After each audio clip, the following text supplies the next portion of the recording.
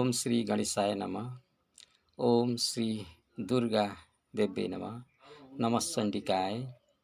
श्री दुर्गा सप्तशती अष्टम अध्याय। रक्तबीज वध ध्यानम।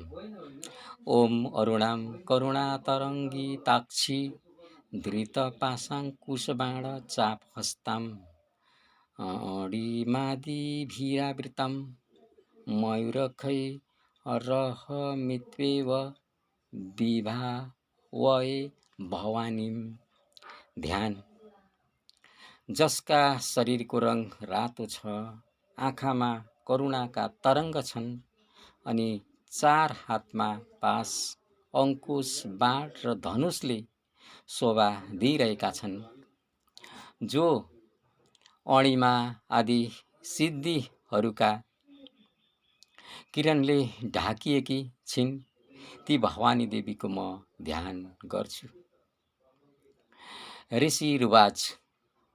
चण्डे च निहते दैते मुण्डे च विनिपातिते बहुलेषु च सन्येषु छैतेष्व सुरेश्वरः तत कोपपराधीन चेतः शुम्भ प्रतापवान् उद्योगं सर्वसन्यां दैत्यानामा दिदेशः।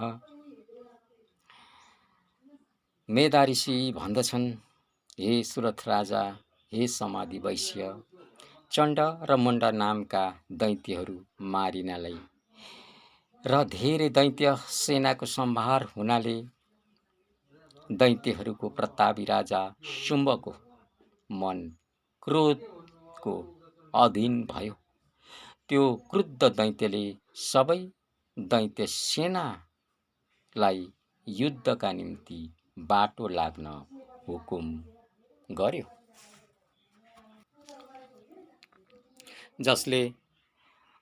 उसले भन्यो कि उदायुध नाम गरेका 86 सेनापतिले आफ्ना सेनाहरूलाई 86 फौजलाई साथमा लिई युद्धका निम्ति निक्लुन्।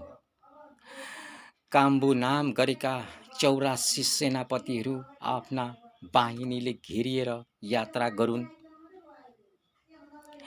कोटिब्रिय कुलका 50, चोम्र कुलका 100 सेनापति पनि मेरो आज्ञा लिई आफ्ना सेना लिएर हिँडुन्।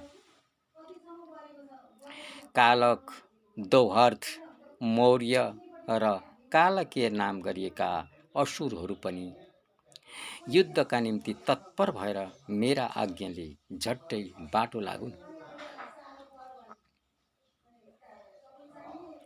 यसरी आज्ञा दिएर ठुला ठुला हजारौं सेनाहरू साथली भयानक शासक असुरराज शुम्भ जो हो, आफू पनि युद्धमा जान निस्कियो। महादैत्य शुम्भको अति भयंकर सेना आउँदै गरेको देखेर चण्डिकाले आफ्ना धनुषका टंकारद्वारा पृथ्वी र आकाशको मध्य भागलाई गुन्जयमान पारिन्। हे राजा सुरथ, त्यसपछि देवीका वाहन सिंहले पनि ठुलो गर्जना गर्न थाल्यो। त्यसमाथि देवीले पनि घण्ट बजाएर सिंहको गर्जनलाई झन ठुलो पारिन्।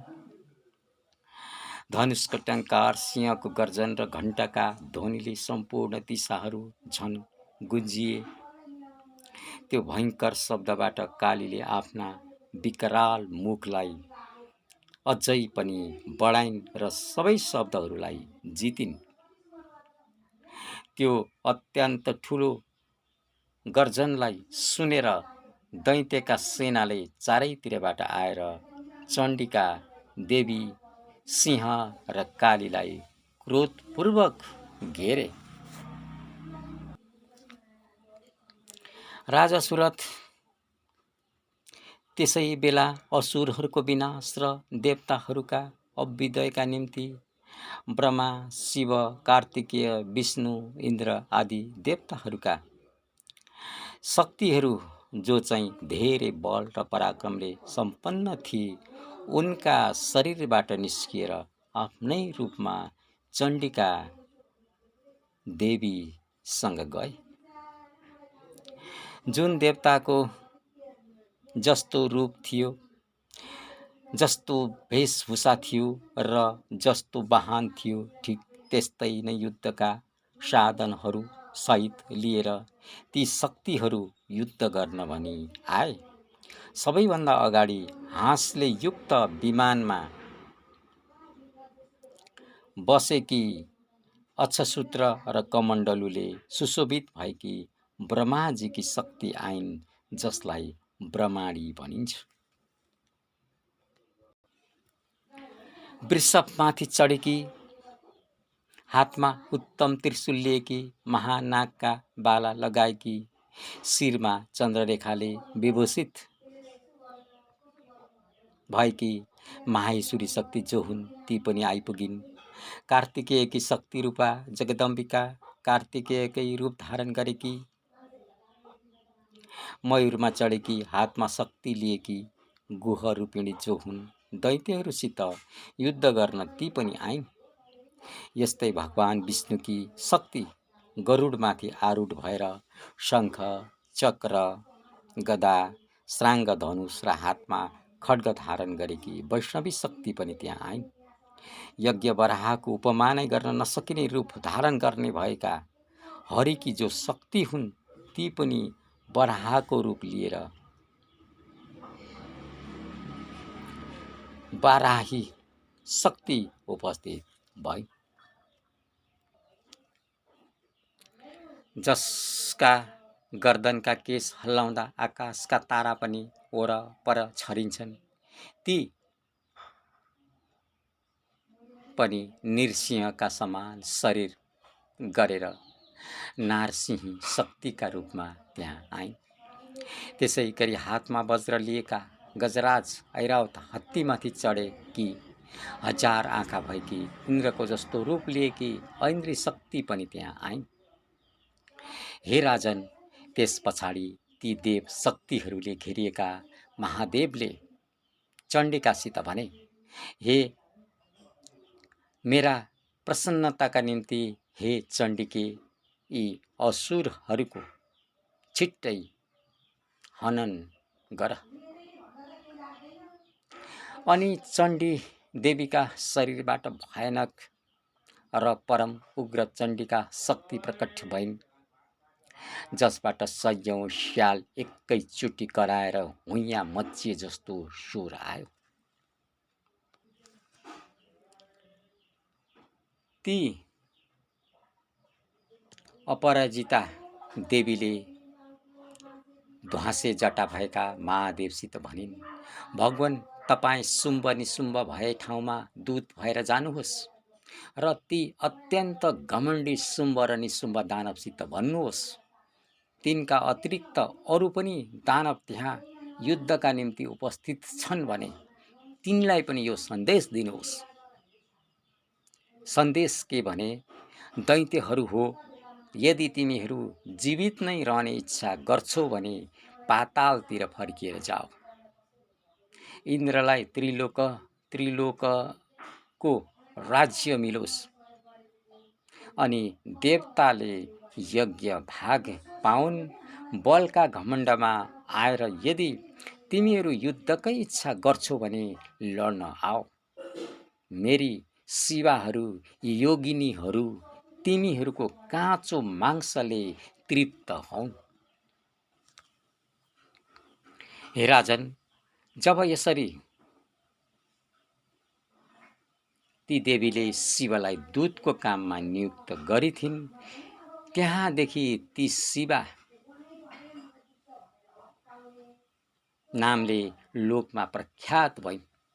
भगवान शिवका मुखबाट ती महादैत्यहरूले देवीको सन्देश रूपी वचन सुनेर रिसले आकुल भएर जहाँ ती कात्यायनी देवी रहेकी थिइन् त्यतै गए।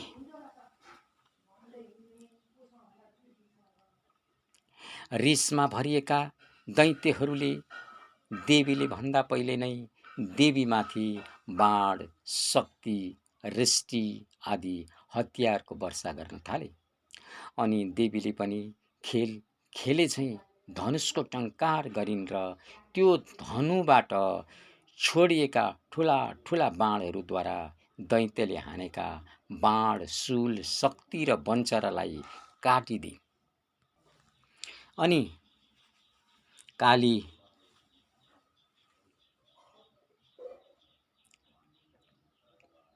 उनका अगाडि भइन् र शत्रुहरूलाई शूलका प्रहारले छिन्न भिन्न पार्न लागे। कतिलाई खट्वाङ्गले किचकाच पार्दै रणभूमिमा घुमफिर गर्न लागिन्। जय काली माता। ब्राह्मणी पनि जताततातिर जाइ लाग्छिन्। त्यतै आफ्ना कमण्डलुको जल छर्किएर शत्रुहरूका ओज र पराक्रम नष्ट गर्थिन्।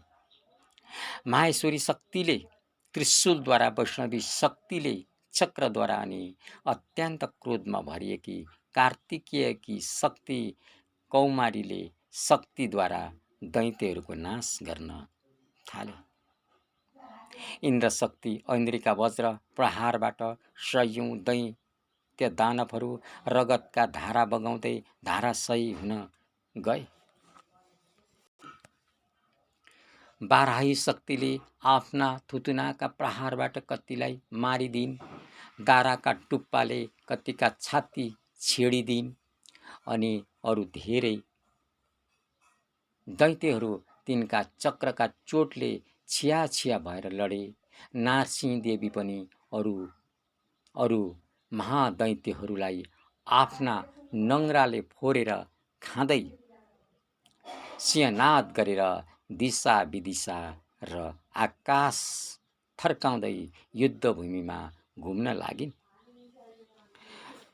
शिवदूतीका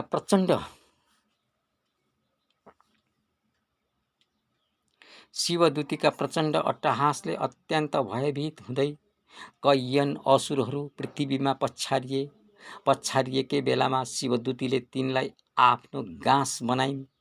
राजन, यसरी क्रोधमा भरिएका मातृगणद्वारा अनेक उपायद्वारा ठुल्ठुला असुरहरूको मर्दन भएको देखेर दैत्यको सेना भागारै भाग भयो।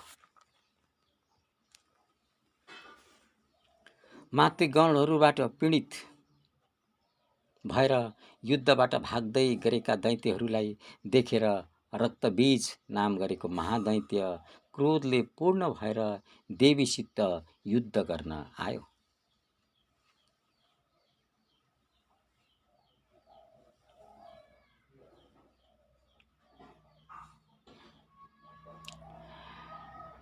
जब त्यो दैत्यका शरीरबाट रगतको थोपो झर्थ्यो, तब त्यसबाट ऊ जत्तिकै बलवान अर्को दैत्य पृथ्वीमा उत्पन्न हुन्थ्यो। त्यो महाअसुर रक्तबीज जो हो, हातमा गदा धारण गरेर इन्द्र शक्तिका साथमा युद्ध गर्न थाल्यो। त्यही बेला ऐन्द्रीले आफ्ना वज्रद्वारा रक्तबीजलाई हिर्काइन्। वज्रद्वारा घाइते भएको हुँदा उसका शरीरबाट धेरै रगत चुहुन लाग्यो र त्यो रगतबाट ऊ जस्तै रूप र पराक्रम भएका योद्धाहरू उत्पत्ति हुन थाले। उसका शरीरबाट जति रगतका थोपा झर्थे, उति नै पुरुष उत्पन्न हुन्थे। ती प्रत्येक पुरुष रक्तबीज जत्तिकै बल, वीर्य र पराक्रम युक्त थिए। ती रक्तबाट उत्पन्न भएका पुरुष पनि अति भयानक अस्त्र शस्त्रहरूको प्रहार गर्दै मातृगणहरूसित युद्ध गर्न लागे। शक्तिद्वारा फेरि वज्र हानेर जब त्यो रक्तबीजको टाउकामा घाउ लाग्यो, तब रगत बग्न लाग्यो अनि त्यहाँबाट हजारौं पुरुषहरू उत्पन्न भए। त्यो देखेर त्यस युद्धमा वैष्णवीले रक्तबीजमाथि चक्रको प्रहार गरिन्। त्यस्तै ऐन्द्रीले पनि त्यो असुर सेनापति रक्तबीजमाथि गदाले चोट पुर्याइन्। वैष्णवीका चक्रबाट घायल भएपछि त्यो दैत्यका शरीरबाट जुन रगत चुहियो र त्यो रगतबाट उसकै जस्तो प्रमाणका हजारौं दैत्य प्रकट भए। त्यसले सम्पूर्ण जगत ढाकियो। कौमारीद्वारा शक्तिका प्रहारले, बाराहीद्वारा खड्गका प्रहारले र माहेश्वरीद्वारा त्रिशूलका प्रहारले महादैत्य रक्तबीज घाइते भयो। क्रोधमा मुछिएको त्यो महादैत्य रक्तबीजले पनि सबै मातृशक्तिहरूमाथि एक एक गरी गदाले हिर्कायो। शक्ति र शूल आदि आयुधहरूबाट धेरैपल्ट चोट लाग्दा उसका शरीरबाट जति रगतका धारा छुटेर भुइँमा झरे, त्यसबाट पनि निश्चय नै सयौं असुरहरूको उत्पत्ति भयो। यसरी त्यो महादैत्यका शरीरबाट झरेका रगतबाट प्रकट भएका असुरहरूद्वारा सम्पूर्ण जगत ढाकियो, जसद्वारा देवताहरूमा ठुलो भय हुन लाग्यो। देवताहरूलाई दुखी भएर चण्डिकाले कालीसित हतार साथ भनिन्, चामुण्डे, तिमीले आफ्नो मुख अरू पनि फैलाऊ, ठुलो पार, अनि मैले हानेका शस्त्रबाट चोट लागेर झर्ने भएका रक्तबिन्दु र त्यसबाट उत्पन्न हुने महा असुरहरूलाई आफ्नो त्यो उत्ताउला मुखले खाइदेऊ। रक्तबाट उत्पन्न हुने महादैत्यहरूलाई खाँदै खाँदै त्यो रणमा तिमी घुमिरहु। यसो गर्दा त्यो रक्तबीज दैत्यको सबै रक्त सकिएर ऊ आफै नाश हुनेछ। रक्तबाट उत्पत्ति हुने ती भयंकर दैत्यहरूलाई जब तिमीले खाँदै रहन्छौ, तब अरू नयाँ दैत्यको उत्पत्ति हुन सक्दैन। चामुण्डा सित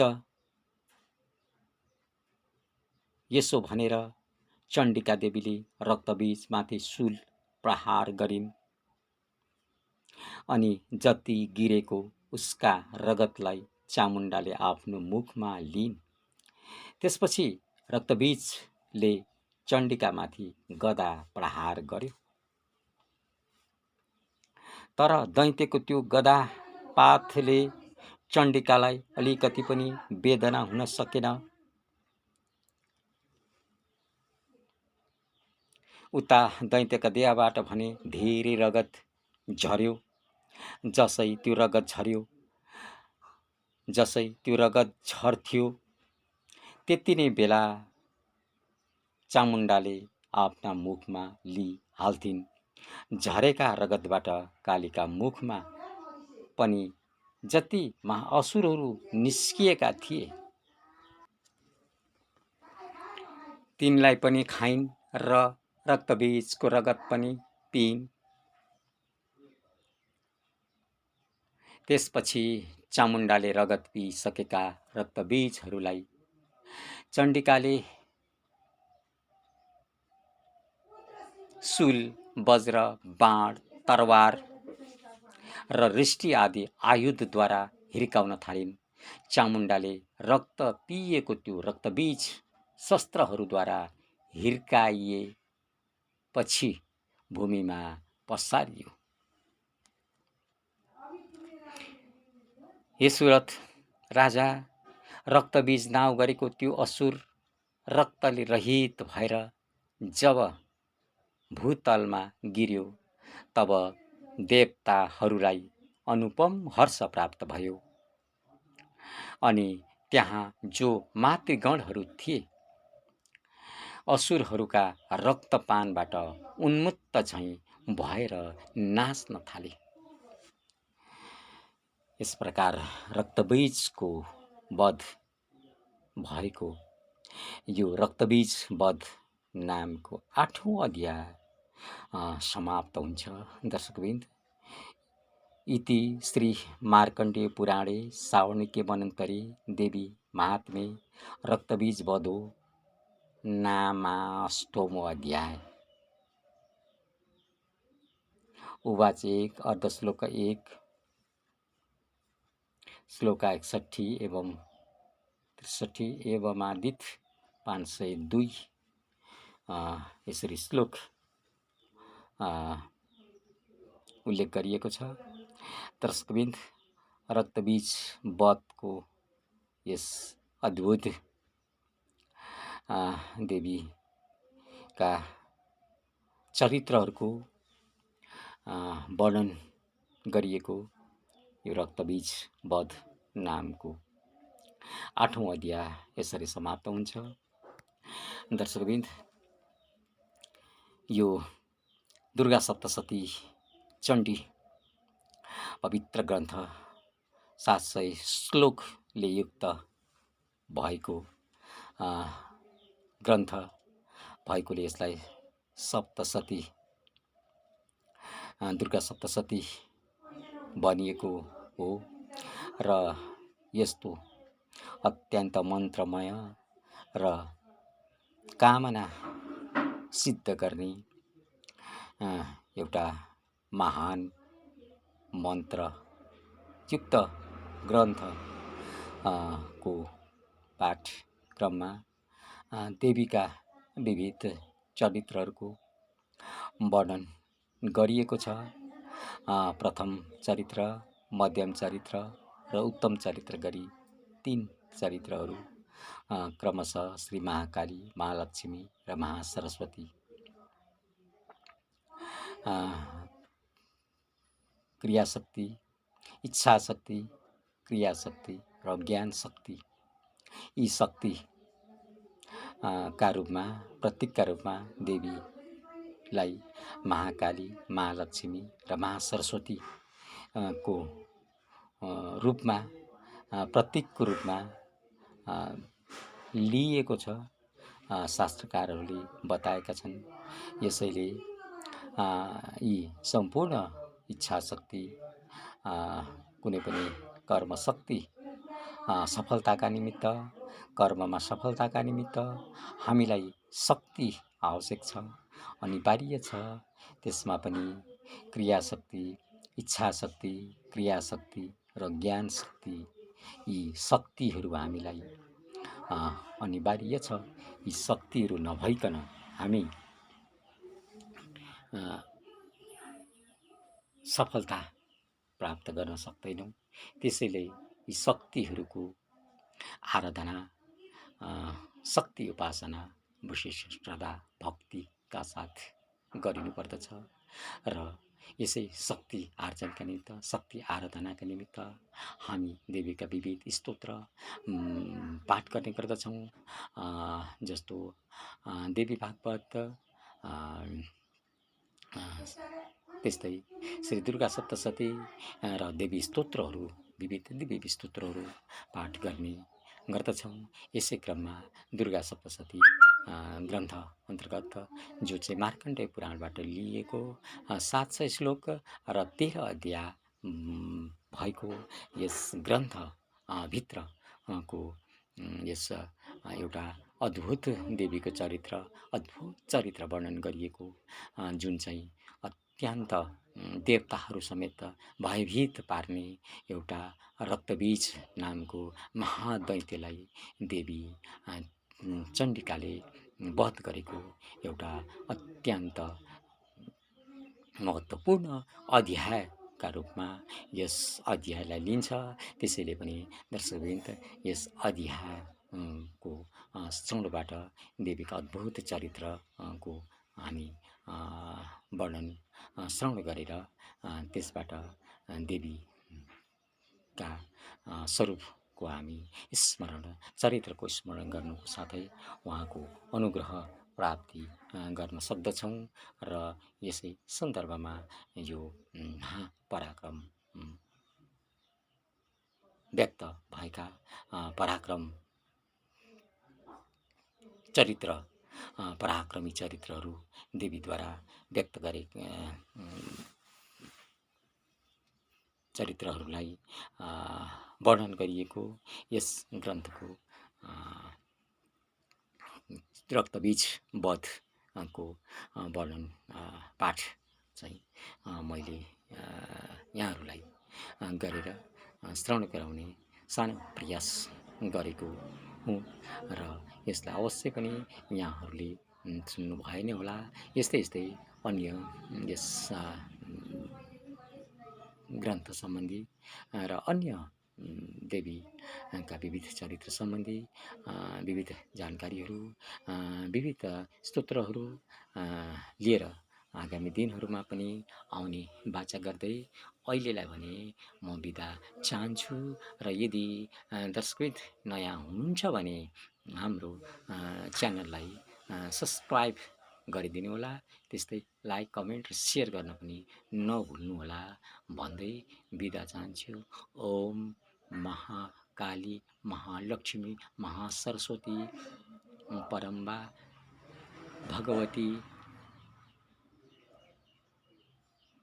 दुर्गा देवी नमः।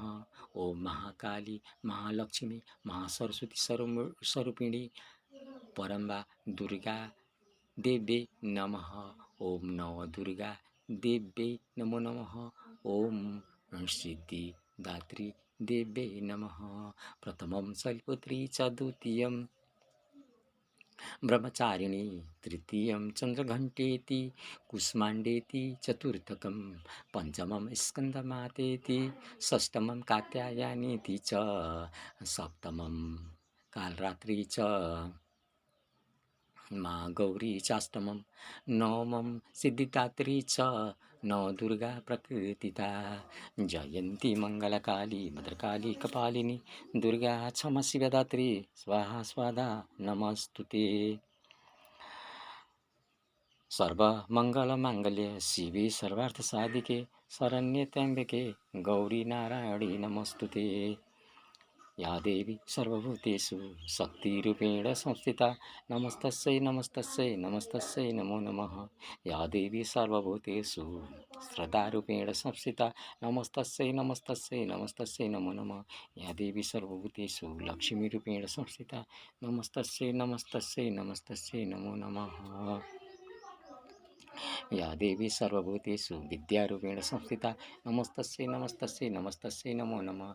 या देवी सर्वभूतेषु मातृरूपेण संस्थिता नमस्तस्यै नमस्तस्यै नमस्तस्यै नमो नमः। या देवी सर्वभूतेषु बुद्धिरूपेण संस्थिता नमस्तस्यै नमस्तस्यै नमस्तस्यै नमो नमः। ओम श्री दुर्गा देव्यै नमः। ओम श्री दुर्गार्पणमस्तु श्री देव्यार्पणमस्तु। हरिं तत्सत् हरिं तत्सत् हरिं तत्सत्।